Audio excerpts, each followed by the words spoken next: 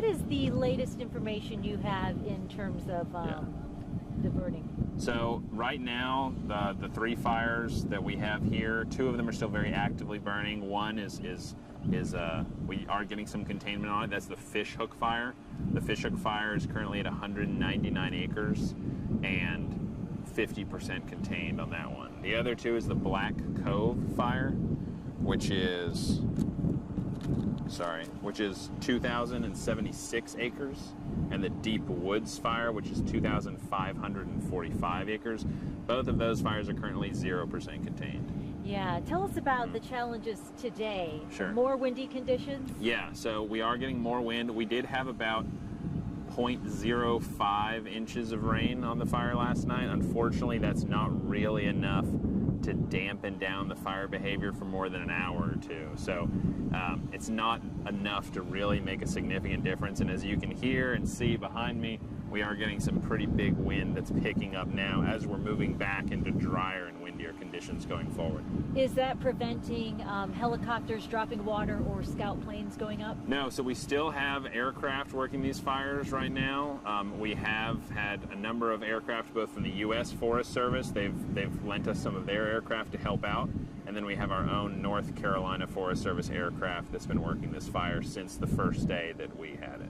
Okay, and you have different areas in the community where you're posting some signage with information. Tell us about that. Yes, so we have what we call like a sandwich board, which is just the fire information. Those are going to be posted at the BP on Highway 109, at the Purple Onion restaurant in downtown Saluda, at the EM shelter for Polk County, where folks who are being evacuated are being given shelter, and then the Silver Creek Baptist Church. So folks can get information there. They can also follow us on the North Carolina Forest Service's a Facebook page. We'll be posting information periodically there as well. And then also, of course, the Polk County Emergency Management and the Henderson County Emergency Management will also be posting information. And Kelly told us a little bit about the no-fly zone. Sure. Can you elaborate on that? Yeah, so what we're asking the public right now is to keep that area around the fires clear. The FAA has a temporary flight restriction over these fires. Essentially, the reason for that is because if we get civilian aircraft in there, or especially drones, drones can be a big problem for our firefighters. If a drone strikes a helicopter or something, it can lead to serious complications, injuries to the operator, all kinds of stuff. So we are asking the public to keep all drones away from the fire area while we operate. Is there a penalty for that you're aware of? Yes, there is. That is North Carolina General Statute. There is, I can't quote you what the number is, but there is, I think it is a felony if we have to change our strategy and tactics because of a civilian drone that moves into a fire area. I think that's a felony. Yeah. You're breaking the law, basically. Yes, yes, it is a crime in North Carolina. Yes, right. ma'am. Anything else from the Forest Service perspective that we need to be aware of? Yeah, we appreciate the support that we've gotten from the community. We've got a lot of people out there that are working very hard, some very long hours. We've got a lot of people from outside of the state who've come to help us out here. But we ask the public just to hang in there and be patient with us as we're trying to, our firefighters are facing some difficult conditions, some steep terrain, some bad weather, but we really appreciate the support that we've had from the public so far.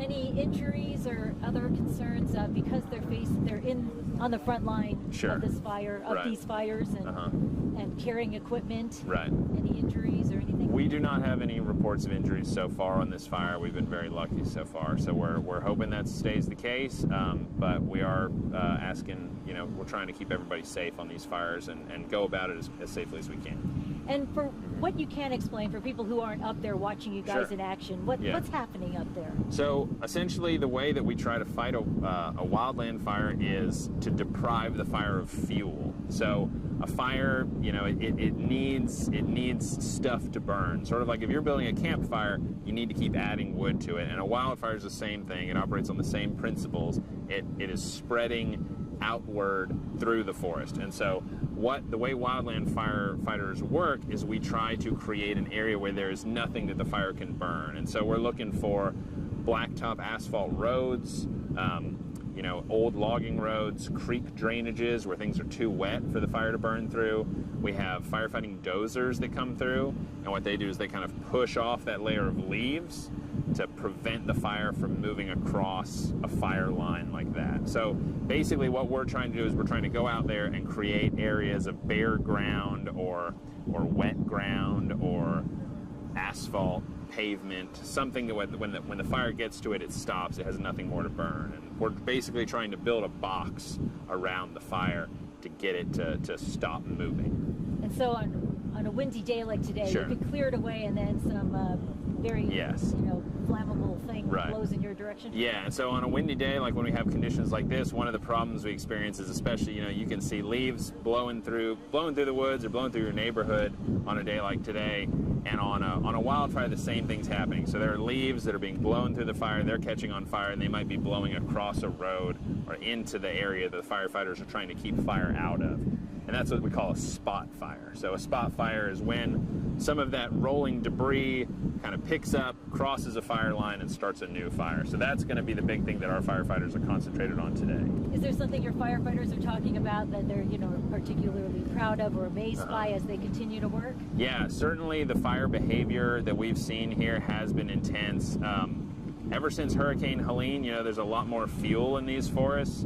And some of the fires that I've seen in the past few months, I think all of us have been surprised at how quickly some of that stuff has dried out. You know, the Hurricane Helene it was, you know, 6 months ago, and a lot of that stuff has dried out a lot more rapidly than I thought it was going to. And so to see some of that kind of pick up and see some of that more extreme fire behavior, that has been something different that a lot of us are not really used to. Sure. Anything else? I think that's it. Great. Thank you, Bo.